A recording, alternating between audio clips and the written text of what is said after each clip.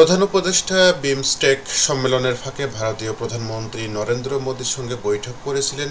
সেখানে শেখ হাসিনাকে চুপ রাখতে বলেছিলেন তিনি, কিন্তু জবাবে মোদী বলেছিলেন তিনি এটি করতে পারবেন না, কারণ ভারতে সবাই সামাজিক যোগাযোগ মাধ্যম ব্যবহার করে, এটি সবার জন্য উন্মুক্ত। অর্থাৎ শেখ হাসিনা সামাজিক মাধ্যম ব্যবহার করে কিছু বললে সেটি তিনি নিয়ন্ত্রণ করতে পারবেন না। শেখ হাসিনা দাবি করেন তিনি এখনও বাংলাদেশের প্রধানমন্ত্রী, তিনি ভারত থেকে এসব বিবৃতি দিচ্ছেন।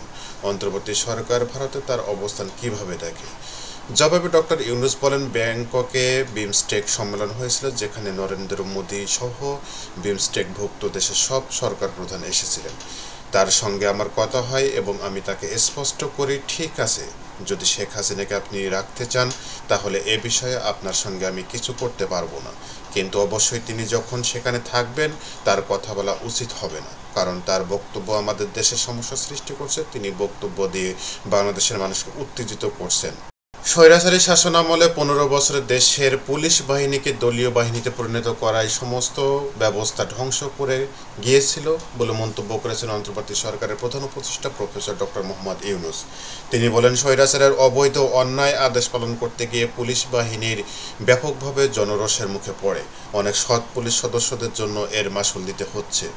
Rajarbagh police lines Bangladesh police auditorium police সপ্তাহের উদ্বোধনী অনুষ্ঠানে এসব কথা বলেন তিনি। এ সময় স্বরাষ্ট্র উপদেষ্টা, প্রধান উপদেষ্টা, বিশেষ সহকারী আইজিপি সহ সংশ্লিষ্ট ঊর্ধ্বতন কর্মকর্তারা উপস্থিত ছিলেন।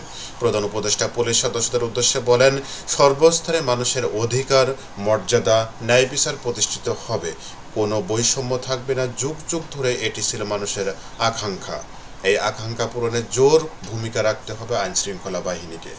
প্রধান উপদেষ্টা বলেন, গত আগস্টে অন্তর্বর্তী সরকার যখন দায়িত্ব গ্রহণ করে সে সময় এদেশের আইনশৃঙ্খলা বাহিনী ভঙ্গুর অবস্থায় ছিল। পুলিশের সঙ্গে জনগণের দূরত্ব সৃষ্টি হয়েছিল। সরকার পরিস্থিতি উন্নতির জন্য যা কিছু প্রয়োজন সব রকমের ব্যবস্থা গ্রহণ করেছে। বিএনপির মহাসচিব মির্জা ফখরুল ইসলাম আলমগীর বলেছেন, বিএনপির নেতাকর্মীরা যেন আওয়ামী লীগের মতো অন্যায় না করে, এতে মানুষ ভালোবাসবে না। দলের কোনো নেতাকর্মী অন্যায় করলে যাতে জেলার নেতারা তাদের শক্ত হাতে দমন করে অথবা পুলিশের হাতে তুলে দেয়। তাই অপকর্ম বন্ধ করুন, না হলে আওয়ামী লীগের মতো বিএনপিকেও জনগণ ছুড়ে মারবে। মঙ্গলবার ঠাকুরগাঁও সদর উপজেলার চিলারং ইউনিয়নের মোলানি উচ্চ বিদ্যালয় মাঠে গণসংযোগ অনুষ্ঠানে তিনি এসব কথা বলেন। সরকার জাতিসংঘ বা অন্য কোনো সংস্থার সঙ্গে তথাকথিত মানবিক করিডোর নিয়ে কোনো আলোচনা করেনি বলে মন্তব্য করেছেন প্রধান উপদেষ্টা প্রেস সচিব শফিকুল আলম। তিনি বলেন, এখনও রাখাইনে মানবিক সহায়তা পাঠানোর বিষয়ে কোনো সিদ্ধান্ত নেওয়া হয়নি। আমরা সংশ্লিষ্ট পক্ষগুলোর সঙ্গে যোগাযোগ করছি। যথাসময়ে বিষয় দেশের প্রাসঙ্গিক স্টক হোল্ডারদের সঙ্গে আলোচনা করা হবে। মঙ্গলবার নিজের ভেরিফাইড ফেসবুক আইডিতে রাখাইনে করিডোর নিয়ে দেওয়া ওঠা আলোচনা প্রসঙ্গে এসব কথা বলেন তিনি। প্রেস সচিব বলেন, আমরা স্পষ্ট বলতে চাই, সরকার জাতিসংঘ বা অন্য কোনো সংস্থার সঙ্গে তথাকথিত মানবিক করিডোর নিয়ে কোনো আলোচনা করেনি। আমাদের অবস্থান হলো, যদি জাতিসংঘের নেতৃত্বে রাখাইনে মানবিক সহায়তা দেওয়ার উদ্যোগ নেওয়া হয় তবে বাংলাদেশ তাৎপর্যপূর্ণভাবে লজিস্টিক সহায়তা দিতে প্রস্তুত। সাবেক প্রধান বিচারপতি এবিএম খায়রুল হককে গ্রেপ্তারের দাবিতে সুপ্রিম কোর্টের বিক্ষোভ মিছিল ও সমাবেশ অনুষ্ঠিত হয়েছে। মঙ্গলবার সুপ্রিম কোর্ট আইনজীবী সমিতি ভবনের সামনে এই বিক্ষোভ সমাবেশ অনুষ্ঠিত হয়। জাতীয়তাবাদী আইনজীবী ফ্রম বিক্ষোভের আয়োজন করেন। বিক্ষোভ সমাবেশে বক্তারা দেশের গণতন্ত্র ও মানবাধিকার ধ্বংসের মূল কারিগর সাবেক প্রধান বিচারপতি এবিএম খায়রুল হককে অবিলম্বে গ্রেপ্তার ও বিচারের মুখোমুখি করতে অন্তর্বর্তী সরকারের প্রতি দাবি জানান। আইনজীবী নেতারা বলেন, খায়রুল হকের কঠোর বিচার নিশ্চিত করতে হবে, যেন ভবিষ্যতে তার মতো কোনো বিচারপতি তৈরি না হয়। তার বিচারের দাবিতে প্রয়োজনে আরও কঠোর কর্মসূচি ঘোষণা করা হবে। এখনও দেশের উচ্চ ও অধস্তন আদালতে দলবাজ ও ফ্যাসিবাদী দোসর বিচারকরা বহাল আছে উল্লেখ করে তাদের অবিলম্বে অপসারণ করার দাবি জানান এই নেতারা।